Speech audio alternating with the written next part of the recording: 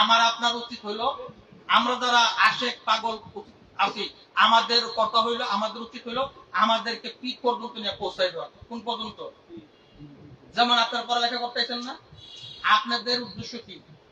আপনারা ভালো একটা পজিশনে যাবেন, কথা ঠিক কিনা? একটা লক্ষ্য উদ্দেশ্য আছে না? তা আপনাদের উদ্দেশ্য হলো আপনার কলেজ পর্যন্ত আসা। আর কলেজের প্রফেসর স্যার যারা আছে তাদের উদ্দেশ্য কি? আপনাদেরকে সুশিক্ষায় শিক্ষিত করা, কথা ঠিক কিনা? ঠিক তদ্রুপ আমরা যারা আছি আমাদের উদ্দেশ্য হলো আমরা আমাদেরকে পিঠ পর্যন্ত নিয়ে পৌঁছাই দেওয়া। আর পীরের কাজ হইলো আমাদেরকে আল্লাহ আল্লাহ রাসূল পর্যন্ত নিয়ে পৌঁছাই দেওয়া। সুবহানাল্লাহ। এখন আল্লাহ আল্লাহ রাসূল পর্যন্ত পৌঁছাইতে গেলে আগে তো পিঠ পর্যন্ত তো পৌঁছতে হবে, কথা ঠিক কিনা? এখন পিঠ পর্যন্ত যদি না যাই তাহলে আল্লাহ আল্লাহ রাসূল পামু। তাহলে আল্লাহ আল্লাহ রাসূলকে পাইতে গেলে কি করতে হবে? আগে নিজেকে পিঠ পর্যন্ত নিয়ে পৌঁছাই দিতে হবে।